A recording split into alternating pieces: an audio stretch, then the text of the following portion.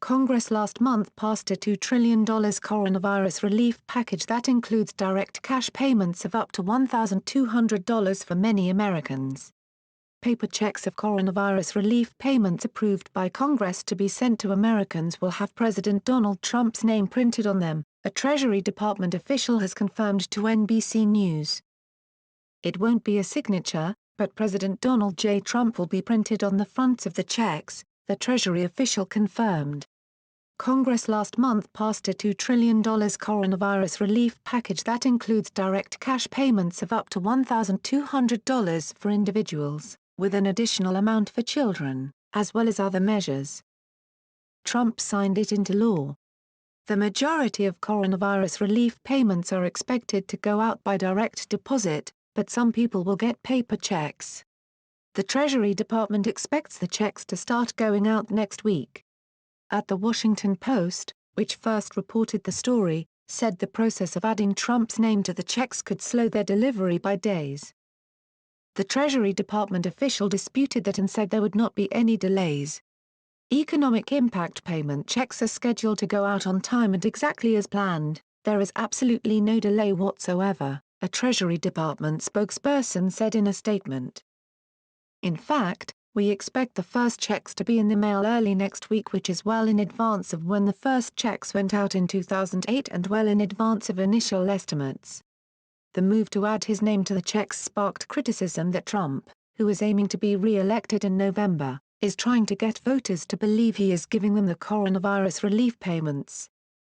It is Congress that passed the package that authorizes the payments.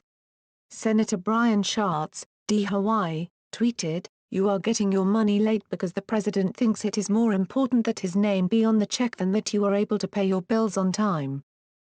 Walter Shaub Jr., who resigned as director of the Independent Office of Government Ethics in July 2017, months before his term was to expire, tweeted that Trump was using the relief checks to promote himself. "Where you see the dying and suffering of your fellow Americans, Donald Trump sees another opportunity to promote himself, and, by extension, his re-election campaign. Corruption, you see, has its visionaries," Shaub wrote. The coronavirus epidemic has shut down large parts of the economy, and around 16 million people have filed for unemployment in the past few weeks. As of Tuesday night, there have been more than 606,500 cases of the coronavirus illness COVID-19 in the U.S., with more than 29,500 deaths, according to NBC News tally. Republicans warn coronavirus aid program running out of cash. Republicans in the U.S. Senate and the Trump administration on Tuesday warned that a key program to help small businesses survive the coronavirus pandemic was running out of money, pressuring Democrats to agree on an emergency infusion of aid. Senate Majority Leader Mitch McConnell warned that the $349 billion Paycheck Protection Program could run out of money this week unless Democrats agree to let a Republican bill adding $250 billion in forgivable loans pass by unanimous consent.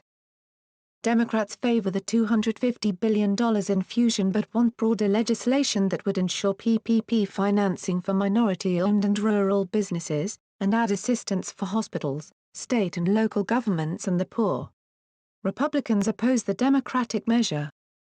There is no time to insist on sweeping renegotiations or ultimatums about other policies, McConnell, the top Senate Republican, said in a statement. Clean funding for worker pay in a crisis should not be controversial.